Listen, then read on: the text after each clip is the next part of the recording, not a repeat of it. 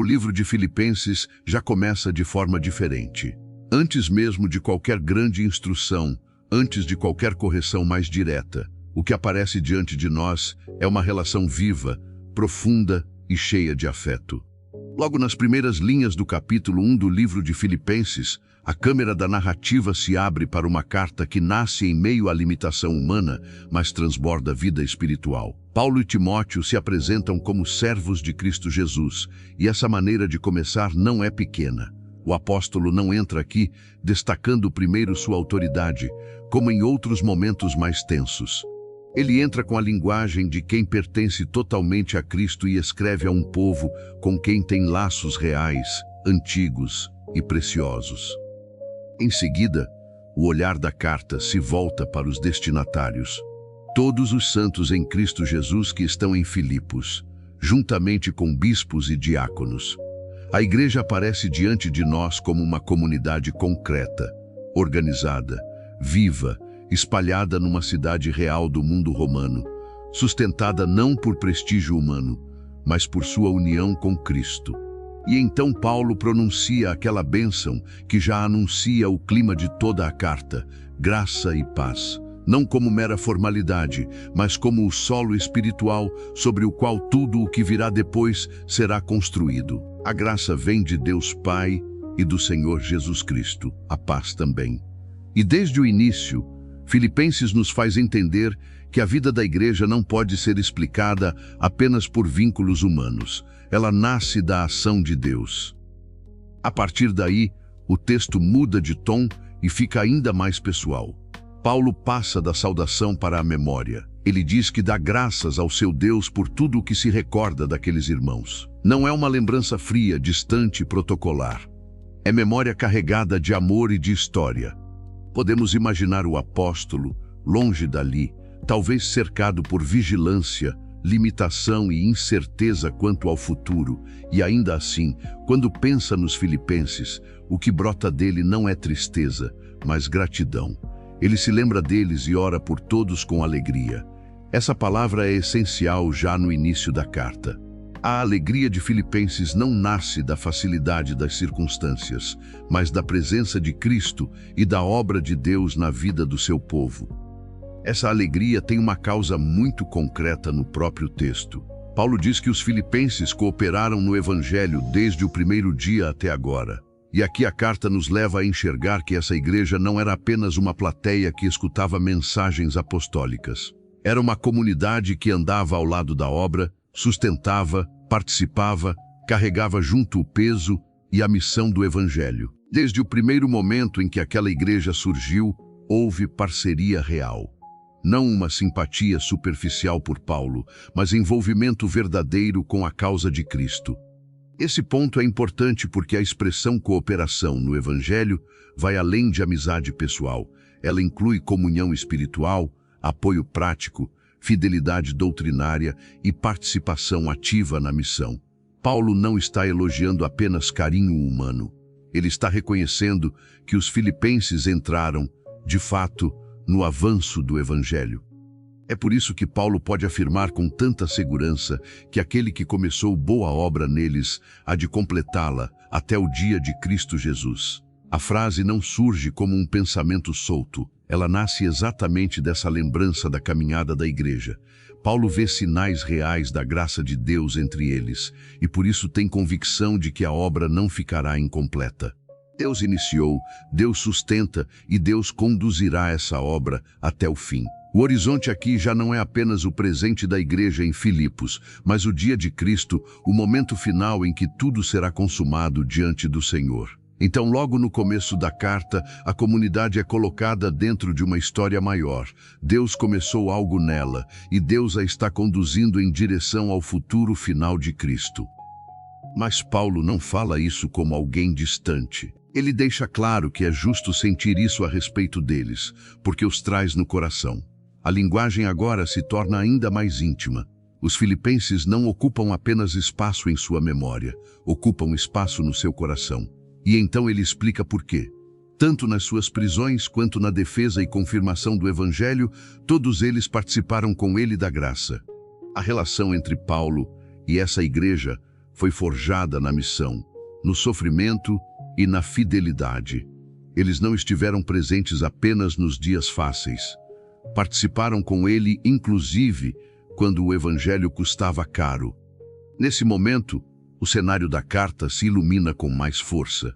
Paulo está preso, ou pelo menos fala a partir de uma realidade marcada por prisões e por defesa do evangelho. Ainda não é o foco principal desse bloco, mas essa informação já paira sobre as palavras e dá ainda mais peso ao texto. O homem que escreve não está no conforto. Não está descrevendo a vida cristã a partir da segurança exterior. E mesmo assim, tudo o que emana dessas linhas é amor, gratidão, convicção e esperança. O Evangelho, já no início de Filipenses, aparece como uma força que floresce até em ambientes de limitação. Paulo então chama Deus como testemunha da intensidade do seu afeto. Ele diz que tem saudade de todos com a profunda afeição de Cristo Jesus. Isso faz com que o tom da carta suba ainda mais. Não é apenas um líder escrevendo para membros de uma comunidade. É um pastor, um apóstolo, um servo de Cristo, unido a essa igreja por vínculos espirituais profundos. O amor que ele sente por eles não é apresentado como mero temperamento emocional, mas como algo moldado pelo próprio amor de Cristo. O sentimento do apóstolo é cristocêntrico. Seu coração foi formado pela comunhão com Jesus, e por isso ele ama a igreja dessa maneira. E então o texto chega à oração. No capítulo 1 de Filipenses, versículos 9 a 11, Paulo não pede primeiro prosperidade material, segurança política ou alívio imediato. Ele ora para que o amor deles aumente mais e mais, em pleno conhecimento e toda percepção. O amor, aqui, não é tratado como emoção cega. Ele deve crescer com discernimento, com entendimento, com sensibilidade espiritual. Paulo quer uma igreja que ame de verdade, mas ame com profundidade, com maturidade, com capacidade de reconhecer aquilo que realmente importa diante de Deus. Esse amor que cresce com conhecimento levaria os filipenses a aprovar as coisas excelentes, a serem sinceros e irrepreensíveis para o dia de Cristo, cheios do fruto de justiça que vem por meio de Jesus Cristo, para a glória e louvor de Deus. O movimento da oração é impressionante. Paulo começa no amor, passa pelo discernimento, chega à pureza de vida e termina na glória de Deus. Nada aqui é superficial. A vida cristã, desde o início da carta, é apresentada como crescimento interior que produz fruto visível, tudo vindo por meio de Jesus Cristo. Há aqui um ponto que merece atenção. Quando Paulo fala em aprovar as coisas excelentes, ele não está sugerindo apenas escolher entre o bem e o mal de forma básica. A ideia é discernir o que é mais elevado, mais puro, mais digno do Evangelho. É um chamado à maturidade espiritual. A igreja de Filipos já era amada e fiel, mas ainda precisava crescer. Assim, o começo de Filipenses não se limita a uma introdução formal. O que vemos no capítulo 1, versículos 1 a 11, é a apresentação do coração inteiro da carta. Uma igreja em Cristo, um apóstolo preso, mas alegre, uma comunhão marcada pela cooperação no Evangelho, uma confiança firme na obra que Deus começou, um amor pastoral profundo, e uma oração que mostra que o alvo da vida cristã não é apenas sobreviver, mas amadurecer, frutificar e viver para a glória de Deus. O livro começa com afeto, missão e esperança, e tudo isso já prepara o terreno para o que ainda vai se desdobrar adiante. Depois daquela abertura tão afetuosa, a carta não permanece apenas no campo da lembrança, da gratidão e da oração. O cenário agora se estreita e o espectador é levado a enxergar algo mais concreto, mais duro, mais inesperado. Ainda no capítulo 1 do livro de Filipenses, a narrativa sai do coração de Paulo e entra nas circunstâncias em que ele escreve. E o que aparece diante de nós não é liberdade, conforto ou prestígio. O apóstolo está preso. Mas Paulo não começa esse novo movimento da carta pedindo pena, nem descrevendo suas correntes como o centro da história. Pelo contrário, Ele faz questão de dizer aos irmãos que aquilo que lhe aconteceu contribuiu para o progresso do Evangelho. Essa é a primeira grande inversão desse trecho. Aos olhos humanos, a prisão pareceria um freio. O homem que viajou, pregou, plantou igrejas e enfrentou cidades inteiras agora está limitado. As correntes parecem dizer que o caminho parou. Mas Paulo abre essa parte da carta revelando que no plano de Deus não houve interrupção, houve avanço. A cena é forte, porque o Evangelho não está prosperando apesar da prisão, apenas de maneira abstrata. Paulo mostra que suas cadeias se tornaram conhecidas por toda a guarda pretoriana e por todos os demais como cadeias em Cristo. Ou seja, sua prisão não é vista apenas como caso político, confusão civil ou problema pessoal. Aos poucos, fica claro que aquele homem está preso por causa de Cristo. O nome de Jesus entrou no ambiente do cárcere, entrou no círculo dos soldados, entrou nos corredores do poder, entrou na rotina daqueles que talvez nunca teriam ouvido o Evangelho de outro modo. A imagem aqui é marcante.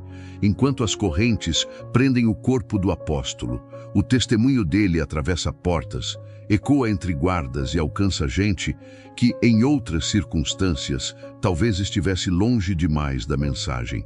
Paulo está limitado fisicamente, mas a palavra sobre Cristo não está acorrentada.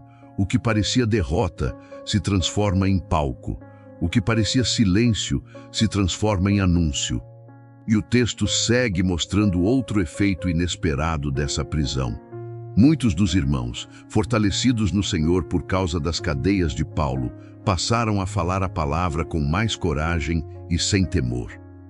Esse detalhe é decisivo. A prisão do apóstolo não espalhou apenas preocupação. Ela produziu ousadia. Ao verem Paulo firme em Cristo mesmo sob sofrimento, outros crentes foram encorajados a anunciar a mensagem com ainda mais valentia. O sofrimento de um servo fiel acabou despertando coragem em muitos outros. Aqui, o livro de Filipenses começa a revelar com mais nitidez uma de suas linhas mais fortes. O sofrimento não precisa ser interpretado apenas como perda.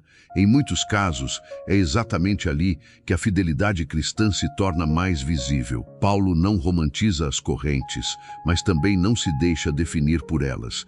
Ele olha para o que Deus está fazendo por meio delas. E essa visão muda completamente o peso da cena. O cárcere continua sendo cárcere. A limitação continua sendo limitação. Mas agora tudo isso está sendo atravessado por um propósito maior. Então o texto avança mais uma vez e nos mostra que nem todos estavam pregando pelas mesmas motivações. Alguns, diz Paulo, anunciam Cristo por inveja e rivalidade, mas outros o fazem de boa vontade. Uns pregam por amor, sabendo que Paulo foi colocado para a defesa do Evangelho. Outros proclamam a Cristo por ambição egoísta, não com sinceridade, pensando aumentar o sofrimento do apóstolo em sua prisão. A carta, portanto, não idealiza o cenário da igreja. Nem todo pregador era puro em suas intenções. Nem toda voz que falava de Cristo estava movida por amor verdadeiro. Esse trecho abre diante do espectador um ambiente mais complexo. O Evangelho está avançando, sim, mas isso não significa que todos ao redor de Paulo estejam agindo com o mesmo coração. Há irmãos sinceros, leais, comprometidos com a defesa do Evangelho. Mas há também gente tomada por competição, vaidade e interesses tortos. Mesmo assim, Paulo não perde o eixo. Ele enxerga a confusão, identifica as intenções erradas, mas não permite que isso o arraste para o centro do drama humano. Seu foco permanece em Cristo. E então vem uma das declarações mais impressionantes dessa parte da carta. Diante de motivações misturadas e intenções questionáveis, Paulo pergunta, em essência, o que importa afinal. E sua resposta é clara. Desde que Cristo esteja sendo anunciado, seja por pretexto, seja por verdade, com isso ele se alegra e continuará a alegrar-se.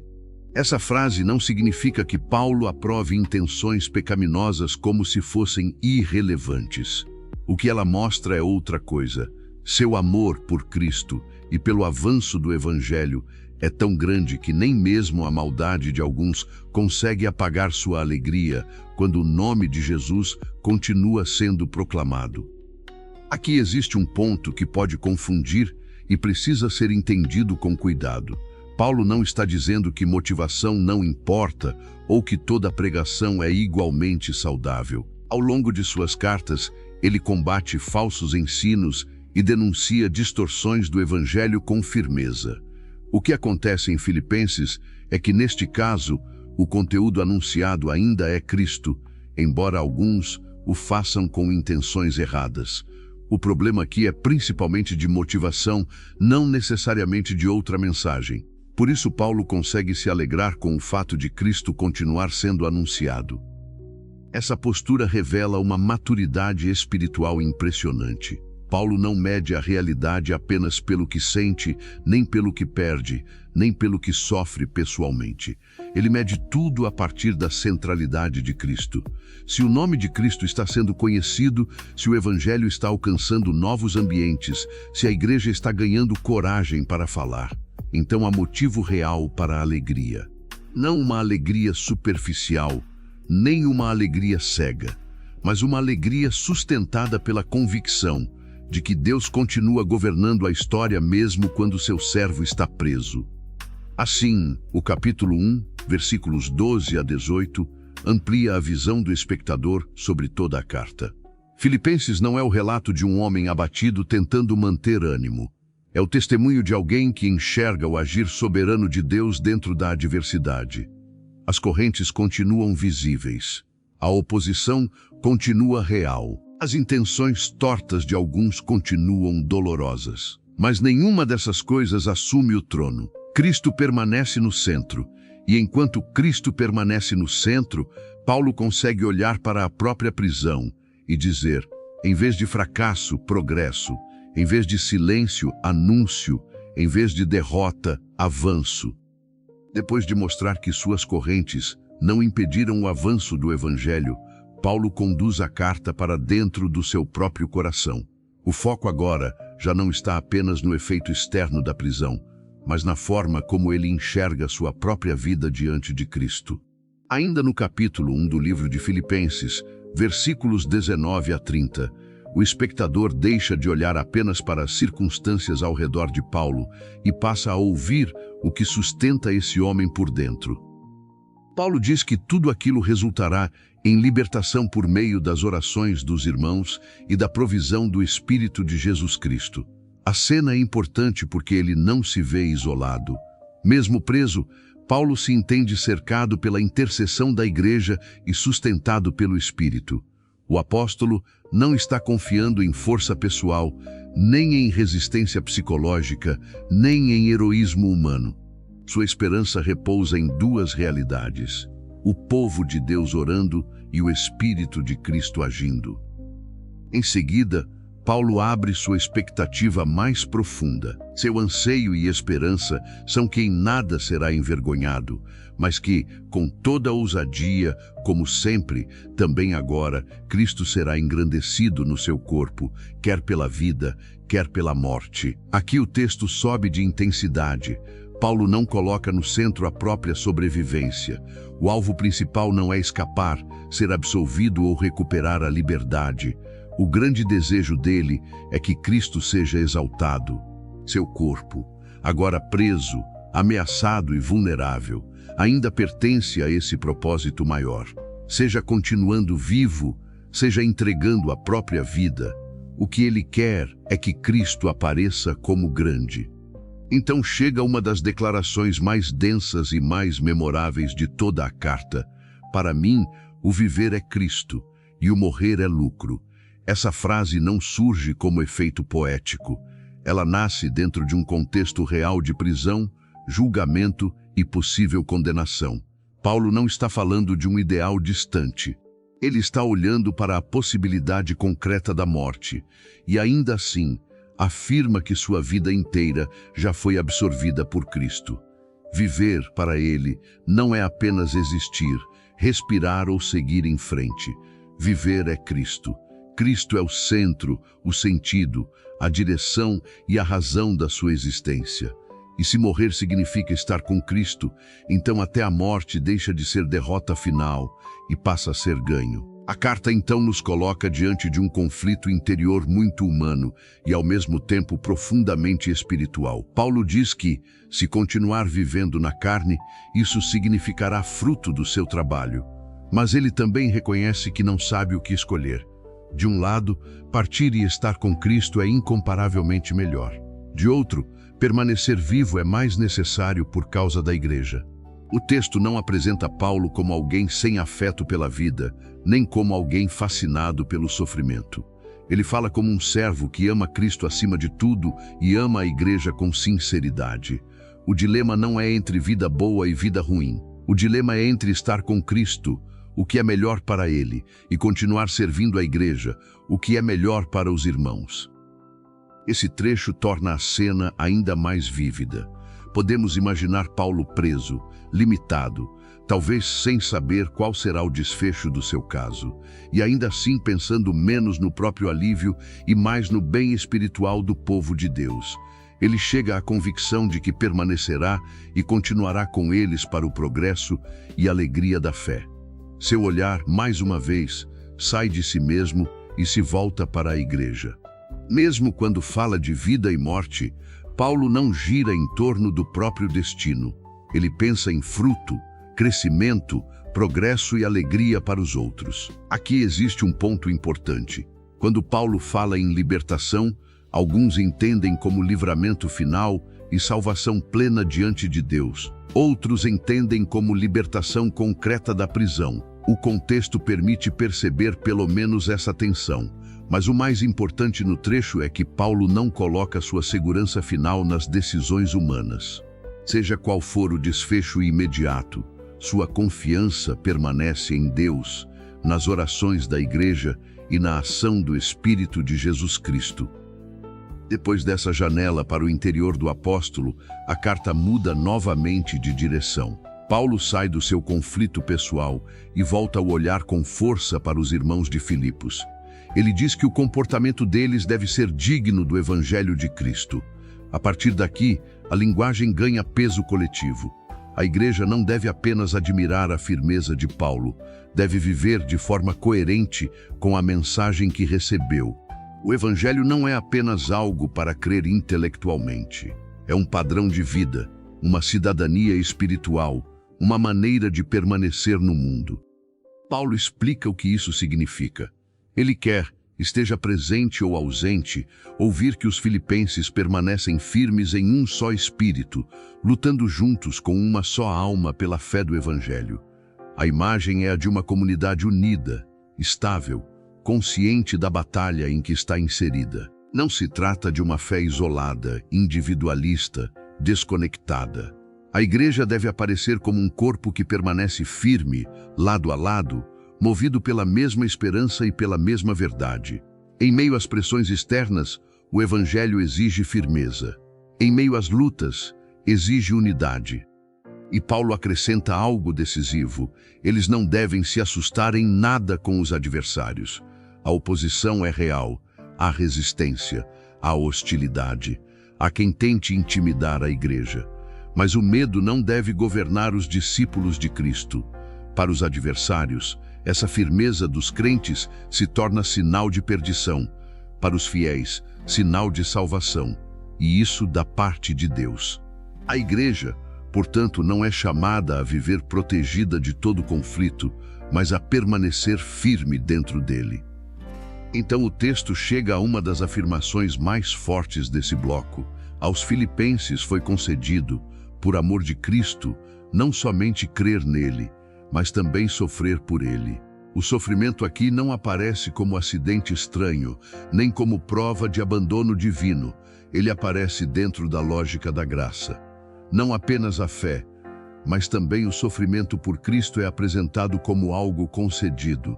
Isso muda completamente a leitura do caminho cristão. A igreja de Filipos, assim como Paulo, está sendo chamada a enxergar as lutas não como sinal de fracasso, mas como parte da sua participação na causa de Cristo.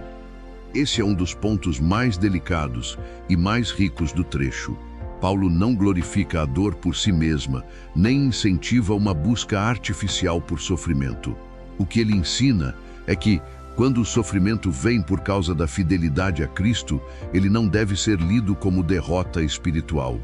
Dentro do Novo Testamento, sofrer por Cristo é participar de sua causa e permanecer identificado com ele num mundo que o rejeita. No final desse bloco, Paulo diz que os filipenses estão enfrentando o mesmo combate que viram nele e agora ouvem que ele ainda enfrenta. Com isso, o apóstolo une sua própria história à história da igreja. As correntes dele não são uma realidade isolada. O conflito da igreja em Filipos também faz parte da mesma batalha. O evangelho está avançando, mas esse avanço acontece em meio à resistência, tensão e sofrimento. Ainda assim, Paulo não chama a igreja ao desânimo. Ele a chama à dignidade, à firmeza, à unidade e à coragem. Assim, o capítulo 1, versículos 19 a 30, aprofunda a alma de Filipenses. O espectador vê um homem para quem Cristo vale mais do que a própria vida. Um apóstolo que enxerga a morte como ganho, porque enxerga Cristo como tesouro. E uma igreja chamada a viver de modo digno do Evangelho no meio da oposição. A carta deixa claro que a vida cristã não é governada pela busca de conforto, mas pela centralidade de Cristo. E quando Cristo ocupa esse lugar, até a prisão, a ameaça e o sofrimento passam a ser lidos debaixo de outro horizonte. Depois de chamar a igreja a permanecer firme em meio à oposição, Paulo faz a carta descer para dentro da própria vida da comunidade. A batalha cristã não acontece apenas diante de inimigos externos. Ela também acontece no interior da igreja, no terreno silencioso das motivações, dos relacionamentos e da maneira como cada irmão olha para o outro. No começo do capítulo 2 do livro de Filipenses, a câmera sai do campo da perseguição e entra no coração da comunhão cristã. Paulo começa esse novo movimento apelando para aquilo que os filipenses já conhecem em Cristo. Se há alguma consolação em Cristo, algum conforto de amor, alguma comunhão do Espírito, se há entranhados afetos e misericórdias, então existe uma base real sobre a qual a vida da igreja deve se firmar. Ele não constrói seu apelo a partir de regras frias nem de cobranças vazias. Antes de pedir qualquer atitude, ele relembra a realidade espiritual que já envolve aquela comunidade. Cristo consola, o amor de Deus conforta, o Espírito cria comunhão. Há afeto verdadeiro e misericórdia entre os que pertencem ao Senhor. Paulo parte dessas riquezas para mostrar que a vida da igreja precisa refletir aquilo que ela já recebeu. Em seguida, ele diz: completai a minha alegria. E então deixa claro como essa alegria se torna completa. Não é por meio de aplausos, crescimento numérico ou prestígio visível. A alegria do apóstolo se completaria ao ver a igreja vivendo em unidade. Ele fala de ter o mesmo modo de pensar, o mesmo amor, uma só alma, uma só mente. A imagem é a de uma comunidade ajustada por dentro, caminhando na mesma direção, não porque todos tenham a mesma personalidade, mas porque todos foram alinhados por uma mesma verdade e por um mesmo Senhor. Esse chamado é ainda mais forte porque vem depois de Paulo já ter falado de sofrimento, coragem e firmeza. Agora ele mostra que não basta resistir à pressão do lado de fora se a igreja estiver rachada por dentro. Uma comunidade pode até suportar oposição externa por um tempo, mas se for corroída por vaidade, disputa e egoísmo, seu testemunho enfraquece. Por isso Paulo leva os filipenses a um ponto decisivo. O Evangelho precisa moldar não só a coragem diante das lutas, mas também o espírito com que os irmãos convivem entre si. Então ele se torna ainda mais direto. Nada façam por partidarismo ou vanglória. Com isso, o texto revela que o perigo não era apenas teórico. Paulo está tocando em algo concreto, real, presente na experiência humana de qualquer igreja. Partidarismo aqui aponta para a rivalidade, disputa de espaço, espírito de facção. Vanglória aponta para o desejo de aparecer, de ser notado, de ser valorizado acima dos outros. Não é difícil imaginar como isso pode nascer até mesmo em ambientes religiosos, pessoas servindo, falando, trabalhando, mas por dentro movidas por competição, comparação e orgulho.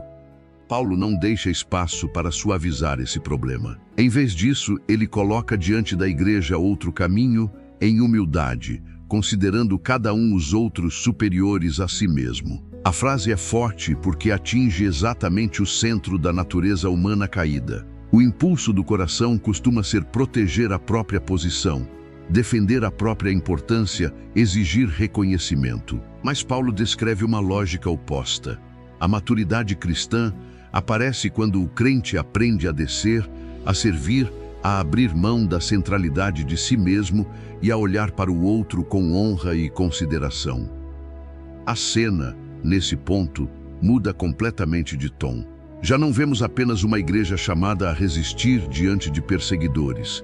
Vemos uma igreja chamada a vencer o ego dentro da própria comunhão. O conflito agora não é com correntes, tribunais ou adversários externos. É com o orgulho, a vaidade e a ambição que podem contaminar até os relacionamentos mais espirituais. Filipenses mostra, assim, que a vida cristã não é apenas suportar sofrimento por Cristo. É também aprender a conviver à maneira de Cristo. Paulo continua e leva esse apelo para o campo mais prático da vida diária. Cada um não cuide somente do que é seu, mas também do que é dos outros. A palavra dele não elimina a responsabilidade pessoal, mas corrige o fechamento egoísta. O problema não é ter tarefas, interesses ou necessidades próprias. O problema é viver preso a isso, como se a vida girasse apenas em torno do próprio mundo. O Evangelho alarga o coração. Ele ensina o cristão a enxergar o irmão, perceber sua dor, considerar suas necessidades, carregar seus pesos, participar da sua caminhada. A comunidade cristã, portanto, não pode ser um ajuntamento de pessoas espirituais, vivendo isoladas umas das outras. Ela deve ser um corpo que aprende a olhar para fora de si. Aqui existe um ponto importante para não gerar confusão. Quando Paulo manda considerar os outros superiores a si mesmo, ele não está ensinando desprezo pela própria dignidade, nem pedindo fingimento emocional. A ideia é combater a autossuficiência e o egocentrismo. É uma postura de humildade prática, em que o cristão deixa de se colocar no centro e passa a tratar o outro com real valor, honra e cuidado. Esse trecho é curto, mas decisivo, porque muda o eixo da carta mais uma vez. A alegria de Filipenses não é superficial e também não é individualista. Ela não floresce em corações dominados por rivalidade. Paulo mostra que a igreja só pode experimentar a beleza da comunhão cristã quando o amor se torna mais forte do que o orgulho. E isso não acontece por força de simpatia humana, mas porque a comunidade já foi alcançada pela consolação de Cristo, pelo amor de Deus e pela comunhão do Espírito. Ao mesmo tempo, esse bloco prepara o terreno para algo ainda maior. Paulo ainda não apresentou o exemplo supremo, mas já está abrindo o caminho para ele. Primeiro ele expõe o problema: egoísmo, vanglória, partidarismo, autocentralidade. Depois ele apresenta o chamado: humildade, unidade, serviço, consideração pelo outro. E com isso a carta cria uma expectativa natural. Que modelo pode sustentar esse tipo de vida? De onde virá o padrão que torna possível essa humildade? O próprio texto está preparando os olhos do espectador para contemplar, logo adiante, o maior exemplo de todos. Assim, no capítulo 2, versículos 1 a 4 do livro de Filipenses, a igreja é chamada a enxergar que a fidelidade ao Evangelho não se prova apenas na resistência ao sofrimento, mas também na forma como os irmãos vivem juntos. Paulo mostra que uma comunidade verdadeiramente moldada por Cristo não se alimenta de disputa por espaço, nem de vaidade espiritual, nem de interesses fechados em si mesmos. Ela aprende a descer, a servir e a olhar para o outro com amor sincero. E desse modo, a carta prepara o coração do ouvinte para contemplar a própria mente de Cristo. Depois de chamar a igreja à humildade, à unidade e ao serviço, Paulo não deixa esse apelo suspenso no ar. como se fosse apenas um ideal moral difícil de alcançar.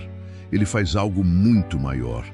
No coração do capítulo 2 do livro de Filipenses, ele volta os olhos da igreja para Cristo. E de repente, tudo o que vinha sendo pedido aos irmãos ganha profundidade, forma e brilho. A humildade cristã já não é apenas uma virtude recomendada. Ela passa a ser vista no próprio caminho do Filho de Deus. Paulo começa dizendo: "Tende em vós o mesmo sentimento que houve também em Cristo Jesus."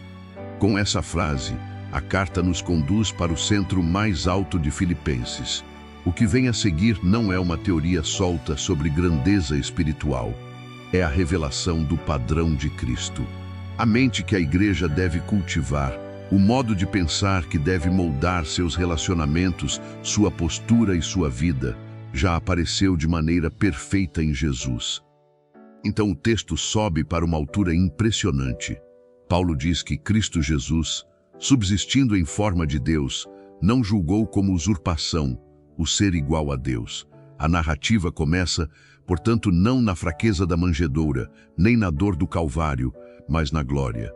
Antes da humilhação, a majestade. Antes da descida, a eternidade. Cristo não é apresentado como alguém que conquistou divindade mais tarde. Ele já está ali em condição divina. O Filho existe em glória, em honra, em igualdade com Deus. E é justamente por isso que a descida que o texto vai narrar a seguir se torna tão profunda. Mas, em vez de se apegar aos seus direitos, em vez de transformar sua condição em vantagem a ser explorada, ele esvaziou a si mesmo, assumindo forma de servo, tornando-se semelhante aos homens. A cena muda de maneira radical. Aquele que estava em glória entra na história humana. Aquele que é exaltado assume forma de servo. Aquele que é eterno entra no tempo. Aquele que é Senhor se aproxima da condição dos homens, não como conquistador terreno, não como figura cercada de privilégios, mas como servo. O texto vai nos conduzindo degrau por degrau nessa descida. Cristo não apenas veio ao mundo, ele veio para servir. Não apenas tomou forma humana, entrou na condição de servo. E sendo encontrado em figura humana, humilhou-se a si mesmo, tornando-se obediente até a morte. A narrativa agora aperta ainda mais o foco. A humilhação de Cristo não está apenas em ter vindo, está também no modo como viveu. Ele se submeteu, ele obedeceu. Ele não trilhou o caminho da autopreservação, da exaltação pessoal ou da fuga da dor. Ele percorreu o caminho da obediência. E então Paulo chega ao ponto mais fundo dessa descida, e morte de cruz. A cruz aparece como o extremo da humilhação. Não uma morte qualquer, mas a morte reservada ao desprezo, à vergonha pública, ao sofrimento e à maldição aos olhos do mundo antigo. O Filho de Deus não apenas experimentou a condição humana, ele entrou no ponto mais baixo da humilhação humana. O caminho daquele que era em forma de Deus atravessa serviço, submissão, dor e cruz. Aqui existe um ponto difícil e muito importante. Quando Paulo diz que Cristo se esvaziou, ele não está dizendo que Jesus deixou de ser Deus ou abandonou sua natureza divina. O sentido do texto é que ele abriu mão da exibição da sua glória e assumiu voluntariamente a condição de servo. Ele não perde divindade, ele desce em humildade.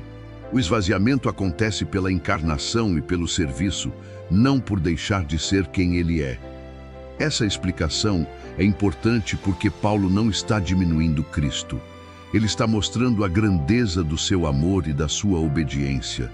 Quanto mais alta é sua condição, mais profunda se torna sua humilhação. E quanto mais profunda é sua humilhação, mais resplandecente se torna o contraste com a exaltação que virá em seguida. Porque o texto não termina na cruz. Depois da descida, vem a resposta do Pai.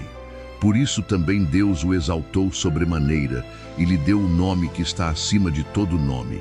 A narrativa muda novamente de direção.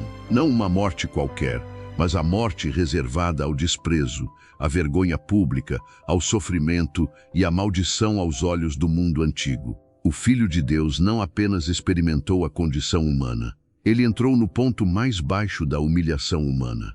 O caminho daquele que era em forma de Deus atravessa serviço, submissão, dor e cruz. Aqui existe um ponto difícil e muito importante. Quando Paulo diz que Cristo se esvaziou, ele não está dizendo que Jesus deixou de ser Deus ou abandonou sua natureza divina. O sentido do texto é que ele abriu mão da exibição da sua glória e assumiu voluntariamente a condição de servo. Ele não perde divindade, ele desce em humildade. O esvaziamento acontece pela encarnação e pelo serviço, não por deixar de ser quem ele é. Essa explicação é importante porque Paulo não está diminuindo Cristo. Ele está mostrando a grandeza do seu amor e da sua obediência. Quanto mais alta é sua condição, mais profunda se torna sua humilhação. E quanto mais profunda é sua humilhação, mais resplandecente se torna o contraste com a exaltação que virá em seguida. Porque o texto não termina na cruz. Depois da descida, vem a resposta do Pai. Por isso também Deus o exaltou sobremaneira e lhe deu o nome que está acima de todo nome. A narrativa muda novamente de direção. Ele a sustenta por dentro. Paulo havia chamado os filipenses à humildade, à unidade e ao serviço. Agora ele mostra que esse caminho não é invenção apostólica, nem idealismo religioso. É o próprio caminho de Cristo. O Filho de Deus não se agarrou à exaltação. Ele desceu, serviu, obedeceu, sofreu, morreu. E por isso foi exaltado. Assim, a lógica do reino aparece com clareza impressionante. A verdadeira grandeza passa pela humildade. A verdadeira elevação passa pela obediência. A verdadeira glória passa pela cruz. Também é importante perceber que Paulo não está aqui apenas ensinando doutrina sobre quem Cristo é. Ele está formando a mente da igreja. Esse trecho é profundamente teológico, mas não é abstrato. Ele foi colocado dentro de uma exortação prática. Ou seja, a glória de Cristo não serve apenas para ser admirada de longe, mas para moldar a forma como os irmãos vivem, servem e se relacionam. Assim, no capítulo 2, versículos 5 a 11 do livro de Filipenses, a carta alcança um de seus pontos mais altos. O espectador contempla o Filho em glória, vê sua descida voluntária, acompanha sua humilhação até a cruz e depois presencia sua exaltação acima de todo nome. E ao ver isso, entende que toda a mensagem de Filipenses está fundamentada nele. A humildade que Paulo pede não é fraqueza, é semelhança com Cristo. A obediência não é perda, é o caminho da fidelidade. E a cruz não é o fracasso final. No reino de Deus, é o caminho que antecede a exaltação do Senhor. Depois de erguer os olhos da igreja para a humilhação e a exaltação de Cristo, Paulo traz essa visão de volta para o chão da vida diária. A grandeza do que foi mostrado nos versículos anteriores não fica suspensa no céu da contemplação. Ela desce para o cotidiano da comunidade. Ainda no capítulo 2 do livro de Filipenses, versículos 12 a 18, a carta mostra que a mente de Cristo precisa aparecer em obediência concreta, em santidade visível e em testemunho no meio de um mundo escuro. Paulo começa chamando os filipenses de amados, e logo em seguida ele recorda algo importante sobre a caminhada deles. Assim como sempre obedeceram, não apenas na presença dele, mas muito mais agora na sua ausência, devem desenvolver a sua salvação com temor e tremor. A cena aqui é muito significativa. Paulo está longe.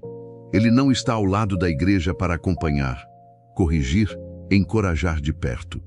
Mas a fidelidade dos irmãos não pode depender da presença física de um líder.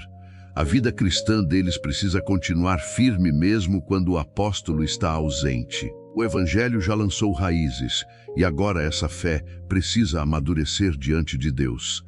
Quando Paulo fala em desenvolver a salvação, ele não está dizendo que os filipenses precisam conquistar a salvação por obras, como se a graça de Cristo fosse insuficiente.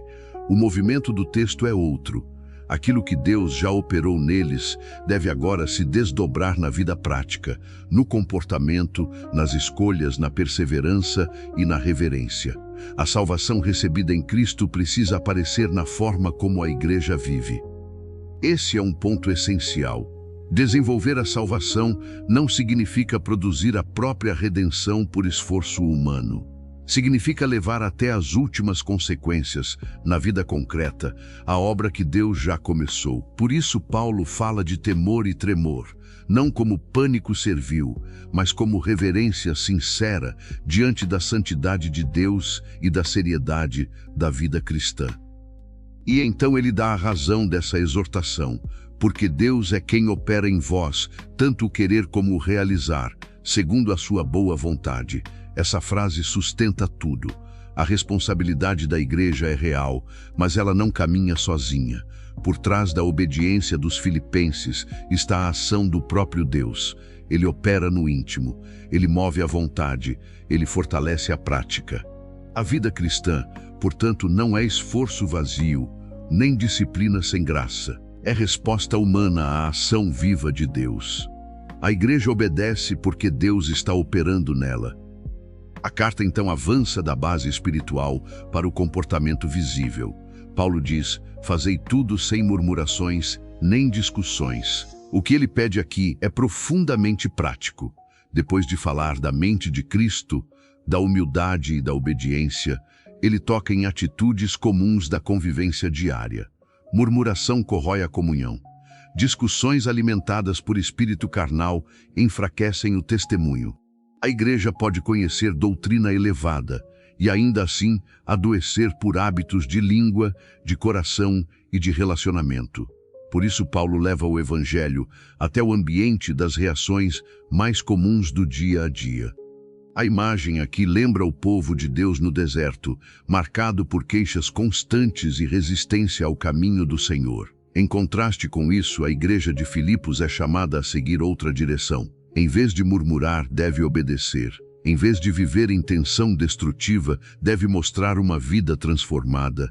O evangelho que salva também corrige o tom da convivência, o espírito das palavras e o modo como a comunidade enfrenta pressões e dificuldades.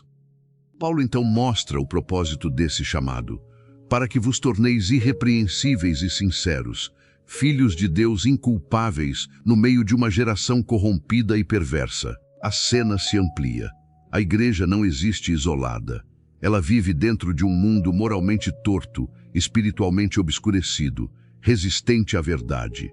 E justamente nesse ambiente, os filipenses devem aparecer como filhos de Deus sem mancha. O contraste é forte. Ao redor, uma geração deformada pelo pecado. No meio dela, uma comunidade cuja vida aponta para outro reino. É nesse ponto que surge uma das imagens mais belas desse bloco, entre a qual resplandeceis como luzeiros no mundo. A igreja é colocada no cenário escuro deste mundo como luz visível, não luz produzida por brilho próprio, mas luz que aparece porque foi alcançada por Cristo e moldada por sua verdade. Paulo não descreve os crentes como pessoas escondidas, silenciosas e indistintas. Ele os vê como pontos de luz num ambiente de trevas morais e espirituais. O testemunho da igreja não é apenas verbal, é também existencial. Ela brilha pelo modo como vive. Esse brilho, porém, não é vago nem sentimental. Paulo logo acrescenta que os filipenses devem preservar a palavra da vida. A luz da igreja está ligada à verdade que ela carrega. Ela brilha porque permanece presa ao evangelho. Ela não resplandece por adaptar-se à escuridão, mas por permanecer firmada na palavra da vida no meio de uma geração corrompida. Assim, santidade de vida e fidelidade à mensagem caminham juntas. A igreja não testemunha apenas pelo que diz, nem apenas pelo que faz, mas pela união entre verdade e vida. Paulo, então, volta a mencionar seu próprio horizonte. Ele quer, no dia de Cristo, alegrar-se por não ter corrido nem trabalhado em vão. Mais uma vez, a carta conecta a caminhada presente da igreja ao futuro final diante de Cristo. O apóstolo olha para os filipenses e deseja vê-los perseverando até o fim. Seu trabalho entre eles não foi apenas ensinar por um tempo, foi lançá-los numa jornada que precisa chegar firme ao dia de Cristo. E por isso, A perseverança dele se tornaria também a alegria do próprio Paulo naquele dia. Em seguida, o tom do texto se torna ainda mais intenso. Paulo diz que, mesmo se for derramado como libação sobre o sacrifício e serviço da fé dos filipenses, ele se alegra e se regozija com todos eles. A linguagem é forte e visual. Ele imagina a própria vida sendo derramada como oferta, como se seu sofrimento e até sua morte pudessem ser acrescentados ao serviço de fé daquela igreja.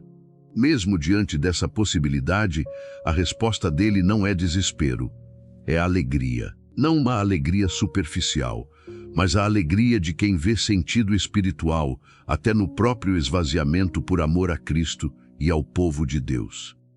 Quando Paulo fala em ser derramado como libação, ele usa a linguagem das ofertas derramadas diante de Deus. A imagem comunica entrega total. Ele não está fazendo poesia vazia. Está dizendo que, se sua vida tiver de ser gasta até o fim em favor da fé da igreja, isso não será desperdício, será culto, será oferta, será serviço diante de Deus.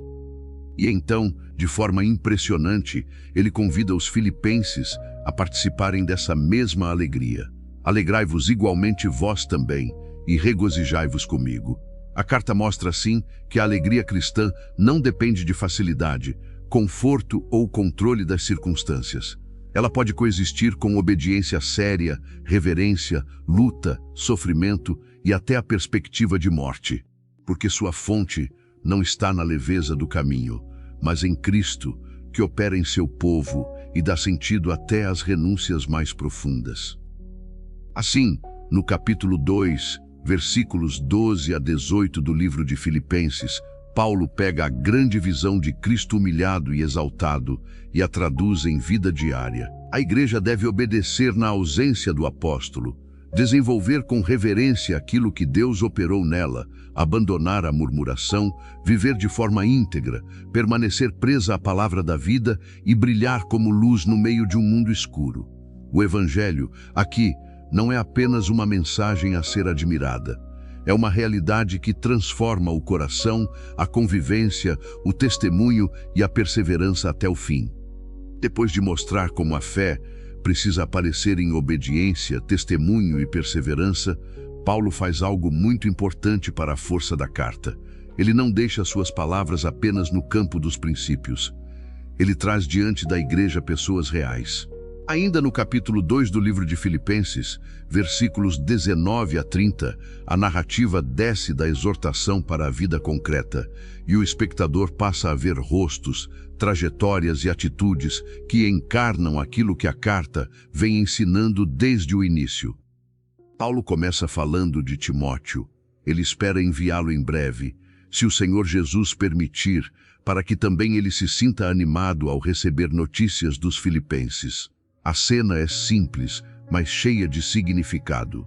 Mesmo preso, Paulo continua pensando na igreja.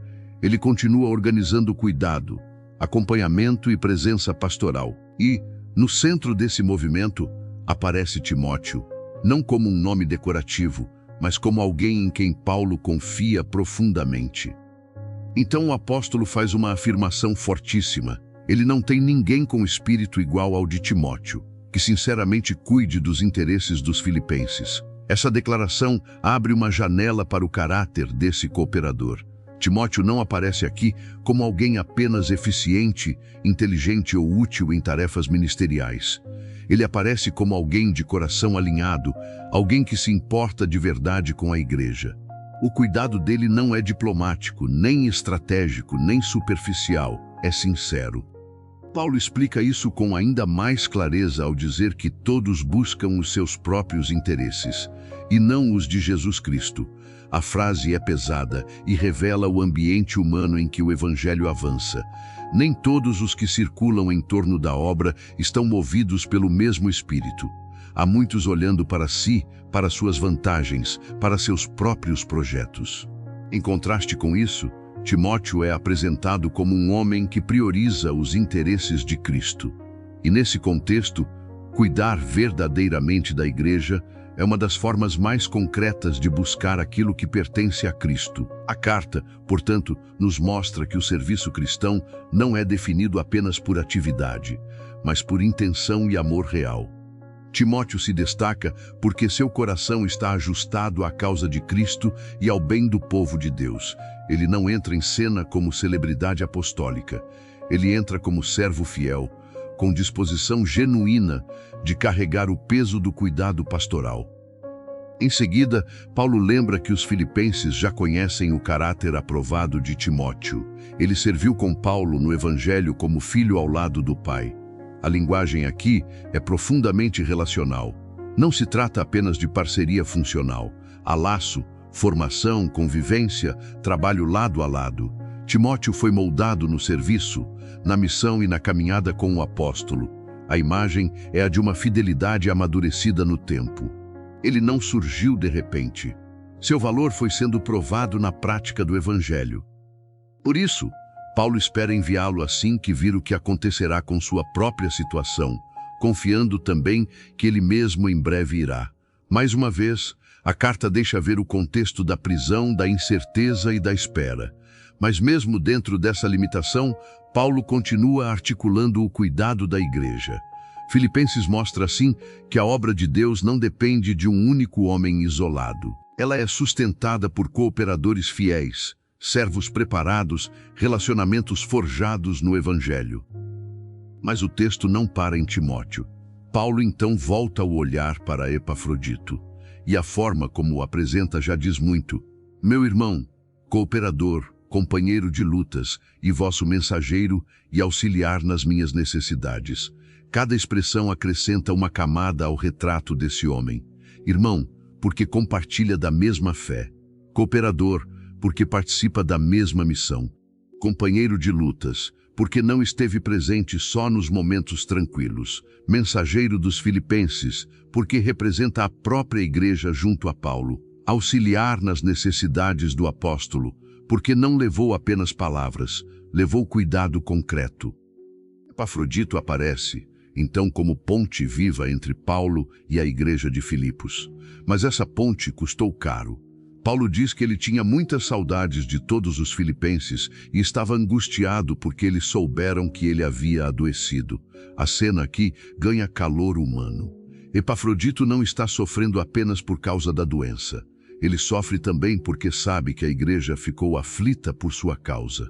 Seu coração continua ligado ao povo que o enviou. Mesmo longe, doente e fragilizado, ele permanece pensando nos irmãos.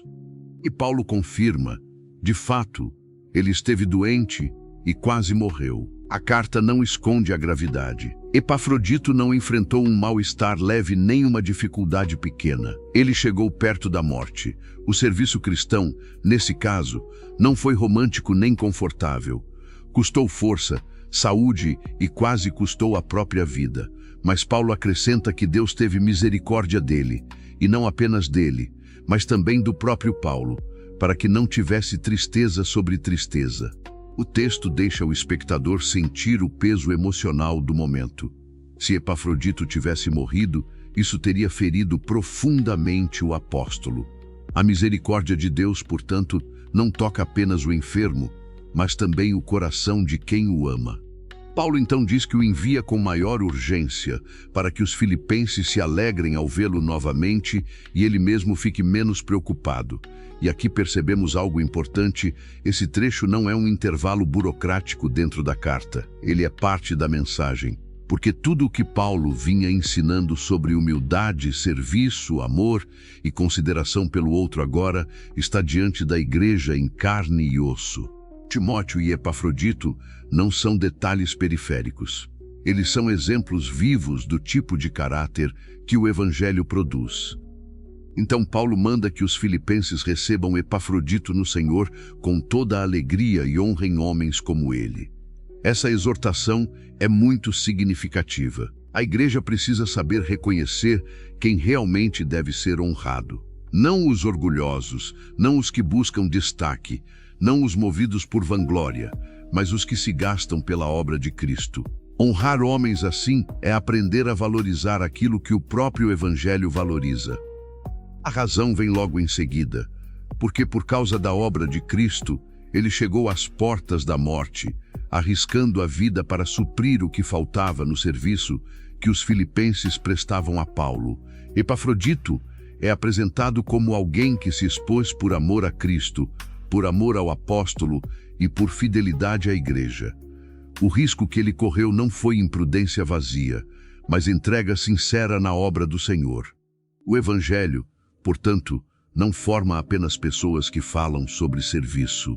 Forma pessoas que se colocam em risco, que suportam peso, que carregam necessidades e que se doam em favor de outros. Há um ponto que merece explicação breve aqui. Quando Paulo diz que Epafrodito supriu o que faltava no serviço dos filipenses, ele não está repreendendo a igreja como se ela fosse negligente. A ideia é que Epafrodito completou pessoalmente aquilo que a distância impedia os filipenses de fazerem diretamente. Ele foi a presença concreta da igreja junto de Paulo. Assim, no capítulo 2, versículos 19 a 30 do livro de Filipenses, a carta nos mostra que a mensagem do Evangelho não vive apenas em conceitos elevados. Ela toma forma em pessoas reais. Timóteo encarna o cuidado sincero, a fidelidade e a busca dos interesses de Cristo acima dos seus próprios. Epafrodito encarna a coragem, a entrega e o serviço sacrificial que quase custa a própria vida. E com isso, Paulo mostra à igreja que a mente de Cristo não é teoria distante. Ela já pode ser vista na vida daqueles que aprenderam a servir como Cristo serviu. Depois de mostrar exemplos vivos de serviço fiel dentro da própria igreja, Paulo muda o tom da carta e conduz o olhar do espectador para um perigo mais profundo. Já não se trata agora apenas de convivência cristã, de cuidado mútuo ou de homens que servem bem. No início do capítulo 3 do livro de Filipenses, a narrativa entra num campo decisivo: a diferença entre uma religião que confia na carne e o verdadeiro evangelho que conduz o homem a Cristo. Paulo começa dizendo: quanto ao mais, meus irmãos, alegrai-vos no Senhor. A alegria continua presente, mas agora ela aparece logo antes de uma advertência séria. O apóstolo afirma que escrever as mesmas coisas não é pesado para ele e é segurança para os filipenses. Isso já mostra algo importante. A repetição da verdade, no contexto da vida cristã, não é perda de tempo, é proteção. A igreja precisa ser lembrada continuamente daquilo que a mantém firme, porque o erro muitas vezes não chega com aparência de rebelião aberta, mas com aparência de zelo religioso. Então o texto se torna duro e direto. Paulo diz: acautelai-vos dos cães, acautelai-vos dos maus obreiros, acautelai-vos da falsa circuncisão. A linguagem é forte porque o perigo é real. O apóstolo não está falando de um detalhe secundário. Ele está denunciando pessoas que tentavam empurrar a igreja de volta para uma confiança religiosa baseada em sinais externos, obras humanas e méritos da carne. Aquilo que parecia espiritual podia, na verdade, desviar a igreja do centro do evangelho. A seguir, Paulo faz um contraste decisivo. Ele diz: nós é que somos a circuncisão. Nós que adoramos a Deus no Espírito, nos gloriamos em Cristo Jesus e não confiamos na carne. Com isso, o apóstolo redefine o verdadeiro povo de Deus não por marcas externas, mas por sua relação viva com Cristo. A identidade do povo do Senhor não está em ritos que alguém carrega no corpo, mas em uma vida de adoração no Espírito, glória em Cristo e abandono da autoconfiança humana. A carta então entra num movimento muito forte. Paulo poderia simplesmente condenar a falsa confiança religiosa de fora, mas ele faz algo mais poderoso. Ele mostra que, se alguém tivesse motivos humanos para confiar na carne, esse alguém seria ele mesmo. E começa a listar seu próprio currículo. Circuncidado ao 8º dia da linhagem de Israel, da tribo de Benjamim, hebreu de hebreus. Quanto à lei, fariseu. Quanto ao zelo, perseguidor da igreja. Quanto à justiça que há na lei, irrepreensível. A cena aqui é impressionante. Paulo abre diante do espectador aquilo que, aos olhos do judaísmo rigoroso do seu tempo, seria um currículo religioso de peso. Ele não fala como alguém que critica esse sistema por nunca ter pertencido a ele. Pelo contrário, ele esteve lá dentro, conheceu esse mundo por dentro, viveu essa lógica com intensidade. Tinha origem, tradição, formação, disciplina, zelo e reputação. Se a justiça diante de Deus pudesse ser alcançada por herança, desempenho religioso ou rigor moral, Paulo teria muito com que se gloriar. Mas é exatamente nesse ponto que a carta faz sua grande virada. Paulo diz que tudo aquilo que para ele era lucro, passou a considerar perda por causa de Cristo. O vocabulário muda como se o apóstolo estivesse refazendo completamente suas contas. Aquilo que antes parecia ganho agora é reavaliado à luz de Jesus. O que antes parecia vantagem espiritual agora não ocupa mais o centro. A chegada de Cristo reorganizou todos os valores de Paulo. E ele não para aí. Ele amplia ainda mais essa afirmação e declara que considera todas as coisas como perda pela excelência do conhecimento de Cristo Jesus, seu Senhor. Agora o contraste não é apenas entre um currículo antigo e uma nova fé. É entre tudo e Cristo.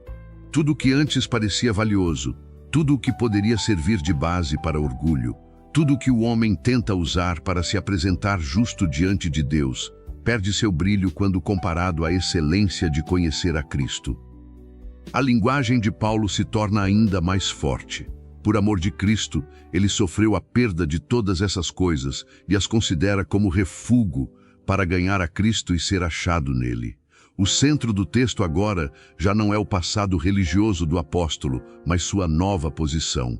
Ele quer ser achado em Cristo. Essa é a grande questão.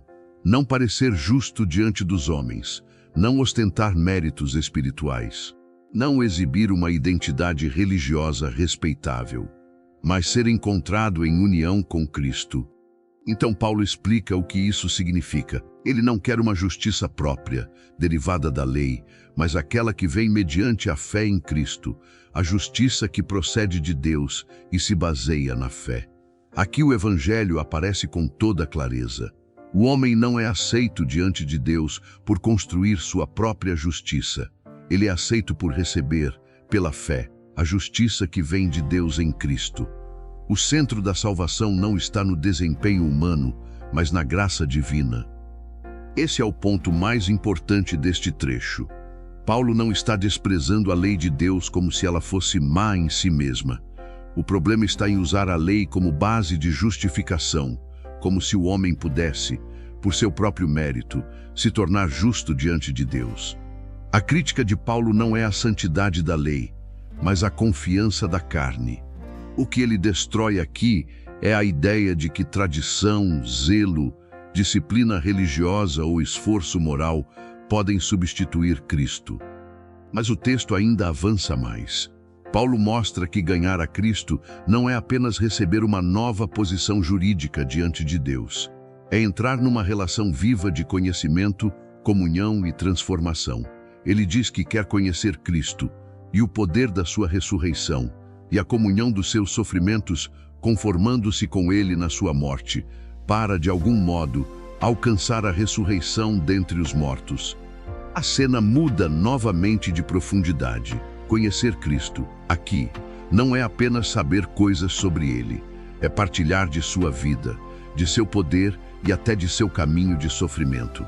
O apóstolo não busca um Cristo abstrato, nem uma fé confortável, nem uma religião que preserve seus privilégios. Ele quer o Cristo ressurreto em toda a sua força e também quer participar do caminho do Cristo sofredor.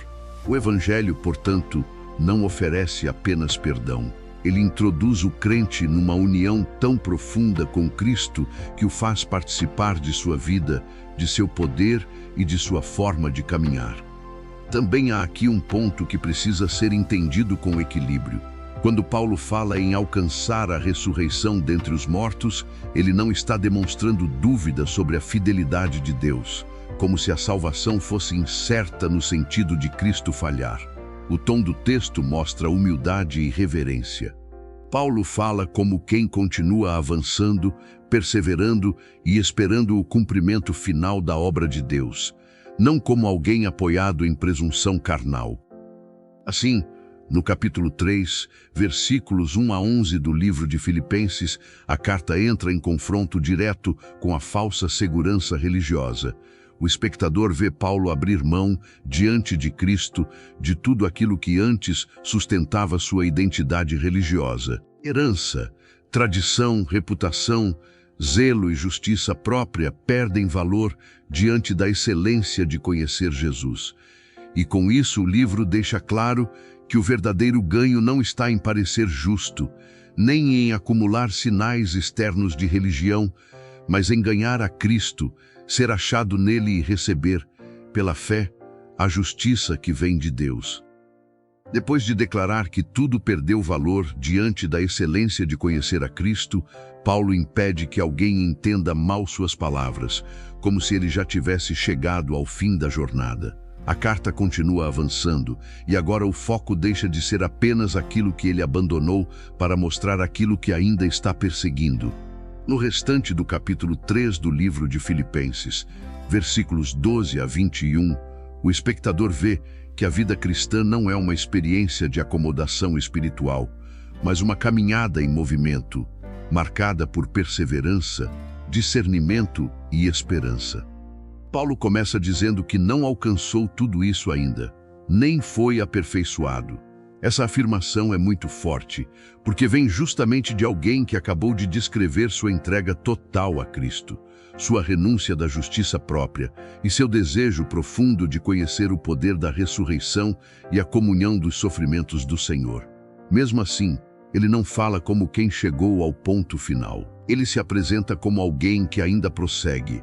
A imagem é a de um homem que não parou no meio do caminho, não se instalou numa falsa segurança e não transformou o passado em desculpa para a estagnação presente.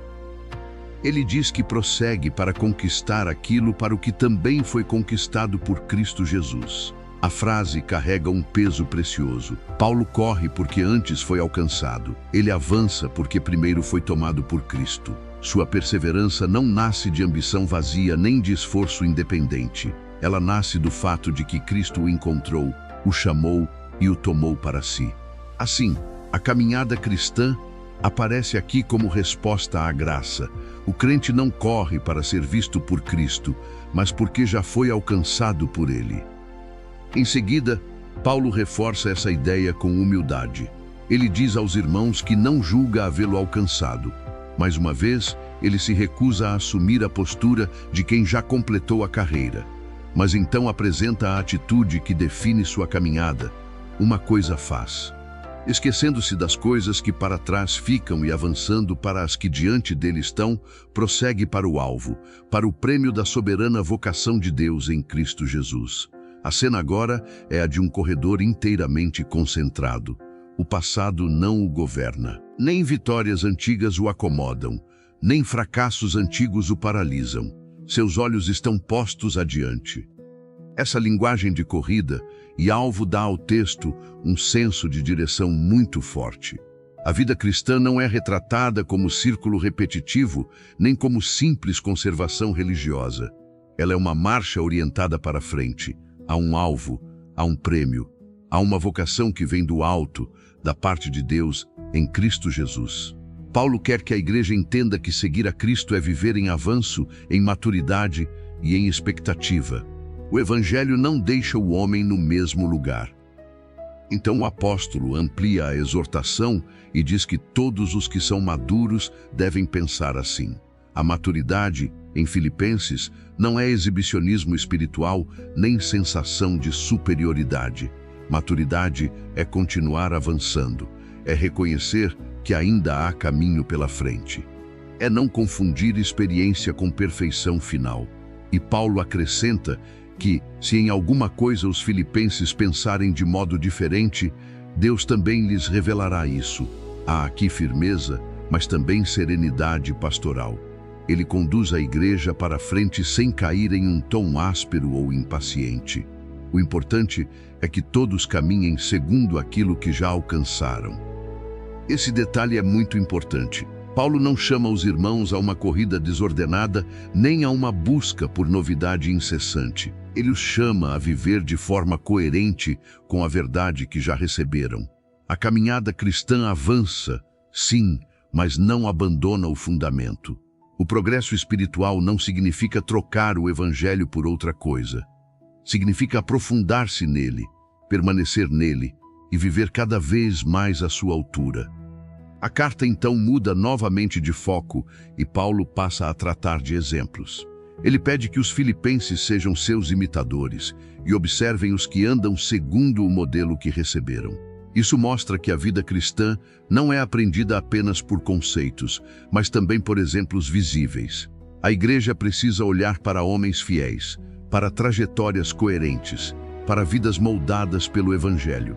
O discipulado também acontece pela observação de modelos dignos de imitação. Mas, logo em seguida, o texto traz um contraste doloroso. Paulo diz que muitos andam como inimigos da cruz de Cristo e fala deles com lágrimas. A advertência agora ganha peso emocional. Não se trata de uma correção fria.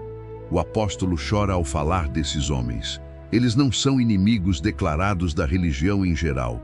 São inimigos da cruz.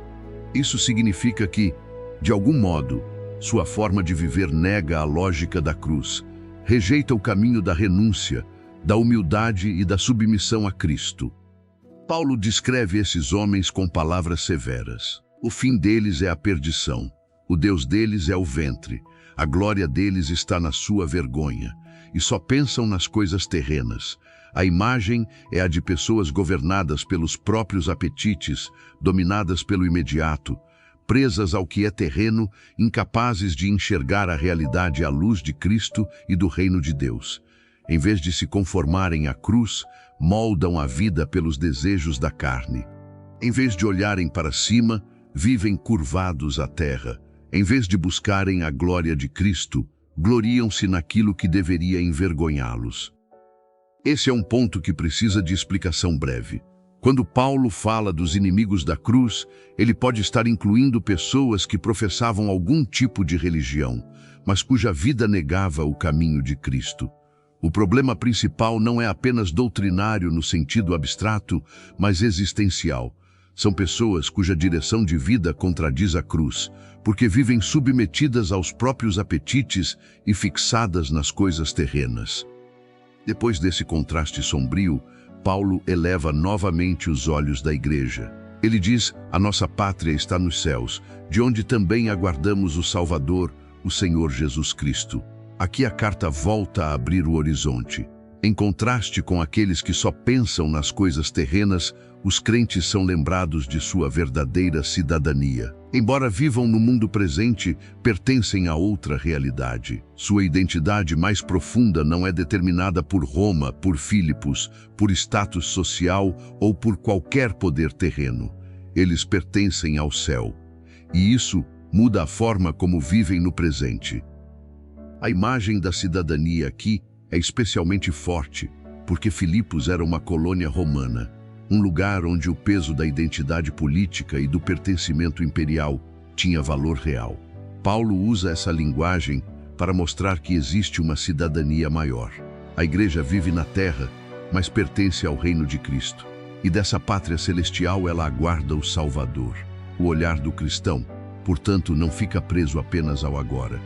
Ele vive em expectativa. Então o texto chega ao seu clímax final. Esse Salvador, o Senhor Jesus Cristo, transformará o corpo da nossa humilhação, para ser semelhante ao corpo da sua glória, segundo a eficácia do poder que ele tem de até subordinar a si todas as coisas. A esperança cristã não é vaga, nem puramente interior. Ela aponta para uma transformação real e futura. O corpo marcado pela fraqueza, pela dor, pela limitação e pela mortalidade será transformado. O Cristo que Paulo deseja conhecer, o Cristo cuja cruz define a caminhada do crente, é também o Cristo glorioso que voltará e transformará definitivamente o seu povo. A cena final desse trecho é grandiosa. O mesmo Senhor, que tem poder para sujeitar a si todas as coisas, usará esse poder para transformar os seus. A humilhação presente não será o capítulo final. A fraqueza não terá a última palavra. O sofrimento não é eterno. A caminhada da igreja aponta para a glória futura. Por isso Paulo chama os filipenses a prosseguir, a discernir, a não seguir os inimigos da cruz e a viver como quem já pertence ao céu. Assim, no capítulo 3, versículos 12 a 21 do livro de Filipenses, a carta mostra que a vida cristã é uma corrida contínua em direção ao alvo, uma caminhada que exige maturidade, atenção e perseverança. Paulo não se apresenta como alguém que chegou, mas como alguém que continua avançando. Ele alerta contra os que vivem presos ao terreno e, em contraste, levanta os olhos da igreja para sua verdadeira pátria e para a volta do Salvador. O Evangelho, aqui, não chama o crente à acomodação, mas a uma vida em movimento, sustentada pela esperança de que Cristo transformará definitivamente o seu povo. Depois de erguer os olhos da igreja para a sua cidadania celestial e para a esperança da transformação final em Cristo, Paulo traz toda essa visão de volta ao chão da vida presente. O encerramento da carta não perde altura espiritual, mas ganha forma concreta. No capítulo 4 do livro de Filipenses, a mensagem final aparece como a colheita madura de tudo o que foi construído até aqui. A alegria em Cristo, a firmeza em meio às lutas, a unidade da igreja, a paz do coração, o contentamento nas circunstâncias e a gratidão pela comunhão no Evangelho agora se unem num só movimento. Paulo começa chamando os filipenses de seus amados e muito saudosos irmãos, sua alegria e coroa, e então lhes diz: permanecei assim firmes no Senhor. A carta chega ao último capítulo sem perder o tom pastoral e afetivo que a marcou desde o começo. Paulo não fala com distância, fala com o coração de quem ama aquela igreja e, ao mesmo tempo, resume em poucas palavras uma exigência essencial: permanecer firmes no Senhor. Depois de tudo o que já foi dito sobre sofrimento, humildade, discernimento, corrida espiritual e esperança futura, a igreja agora é chamada a permanecer estável, enraizada e perseverante em Cristo.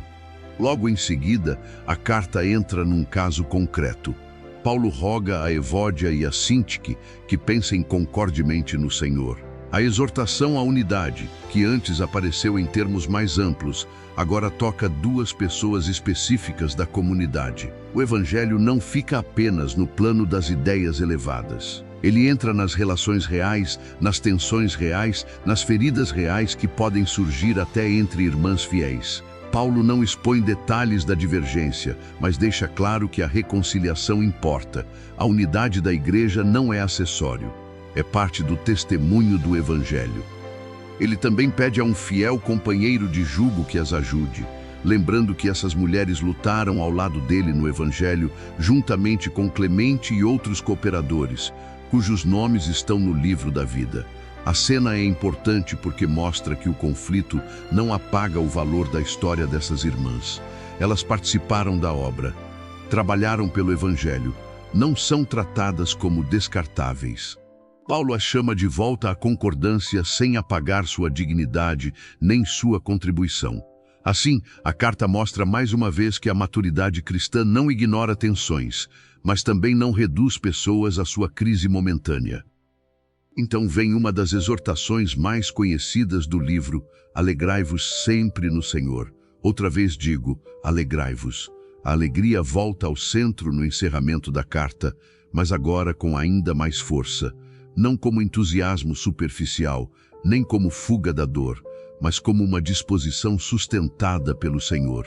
A repetição de Paulo deixa claro que isso não é periférico. A alegria cristã é uma marca central da vida em Cristo, e o lugar dessa alegria é decisivo no Senhor. Não nas circunstâncias, não na facilidade, não no controle da vida, mas no próprio Senhor. Em seguida, Paulo diz que a moderação dos filipenses deve ser conhecida de todos os homens. O Senhor está perto. A palavra aqui aponta para um espírito equilibrado, manso, sereno, não dominado por explosões, rigidez ou descontrole. A presença próxima do Senhor deve moldar a postura da igreja diante das pressões da vida. Os crentes não vivem abandonados ao caos. Vivem diante de um Senhor que está perto. E essa consciência deve produzir uma vida marcada por sobriedade e mansidão. A partir daí, Paulo toca num ponto profundamente humano, a ansiedade. Ele diz para não andarem ansiosos por coisa alguma. Em vez disso, em tudo, pela oração e pela súplica, com ações de graças, devem apresentar seus pedidos a Deus. A carta entra, assim, no interior do coração. Depois de falar de conflitos, firmeza e alegria, Paulo mostra o que o crente deve fazer com suas inquietações. Não negá-las como se não existissem, não alimentá-las em silêncio, não se entregar a elas, mas levá-las diante de Deus em oração. A oração, nesse trecho, não aparece como fórmula religiosa. Ela é o lugar onde o coração aflito se abre diante do Senhor. Paulo fala de oração, súplica e ações de graças, unindo dependência, clamor e gratidão. Mesmo em meio às pressões, a igreja é chamada a continuar reconhecendo a bondade de Deus. E então vem a promessa, a paz de Deus, que excede todo entendimento, guardará o coração e a mente em Cristo Jesus. A imagem é muito forte. O coração e a mente, tão vulneráveis ao medo, à inquietação e à confusão, passam a ser guardados pela paz de Deus, e isso em Cristo. Aqui há um ponto importante. Paulo não está prometendo a ausência total de problemas, nem ensinando que o crente verdadeiro nunca sentirá angústia. O que ele mostra é que a oração leva o coração para debaixo do governo de Deus, e a paz divina passa a guardar o interior do homem, mesmo quando as circunstâncias ao redor continuam difíceis. Depois disso, Paulo volta-se para o campo dos pensamentos. Ele manda que os filipenses ocupem a mente com tudo o que é verdadeiro, respeitável, justo, puro, amável, de boa fama, virtuoso e louvável. A carta mostra, assim, que a vida espiritual não é apenas questão de emoção ou comportamento externo. O interior precisa ser disciplinado. A mente precisa aprender a habitar naquilo que condiz com o caráter de Deus. O Evangelho alcança o modo de pensar, o conteúdo da atenção e aquilo que o coração alimenta continuamente. Paulo então acrescenta que os filipenses devem praticar o que aprenderam, receberam, ouviram e viram nele. Mais uma vez, a carta une ensino e exemplo. A verdade não deve ser apenas admirada ou discutida, deve ser praticada. E o resultado prometido é que o Deus da paz estará com eles. No versículo anterior, Paulo falou da paz de Deus guardando o coração. Agora ele fala do Deus da paz presente com o seu povo. Não se trata apenas de receber algo de Deus, mas de viver em sua companhia. A carta então se move para um tom de gratidão muito pessoal. Paulo se alegra grandemente no Senhor porque, finalmente, os filipenses renovaram o cuidado para com ele. Esse cuidado não era novo, a oportunidade é que havia faltado. O apóstolo reconhece, portanto, a fidelidade daquela igreja. A comunhão deles com o Evangelho, destacada no início da carta, reaparece agora no final de maneira concreta.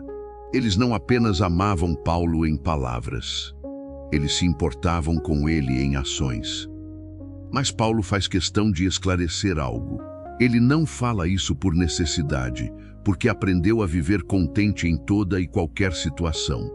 Aqui o texto alcança outra de suas alturas mais memoráveis. O contentamento de Paulo não depende de abundância nem de escassez. Ele sabe ser humilhado e sabe também ter abundância. Em toda maneira e em todas as coisas está experimentado tanto em fartura como em fome, tanto em abundância como em necessidade. A imagem é a de um homem que passou por extremos e ainda assim aprendeu um segredo. Sua estabilidade não vem do cenário ao redor, mas de Cristo. Então vem a declaração: tudo posso naquele que me fortalece. No contexto da carta, essa frase não é grito de autossuficiência, nem fórmula de conquista pessoal. É a confissão de um homem que aprendeu a enfrentar tanto a falta quanto a abundância porque Cristo o sustenta. O fortalecimento de Cristo não é apresentado como mecanismo para realizar qualquer desejo humano, mas como poder para permanecer fiel, contente e firme em qualquer circunstância. Esse também é um ponto que precisa ser lido com cuidado. Quando Paulo diz tudo posso, ele não está falando de realização ilimitada de sonhos pessoais.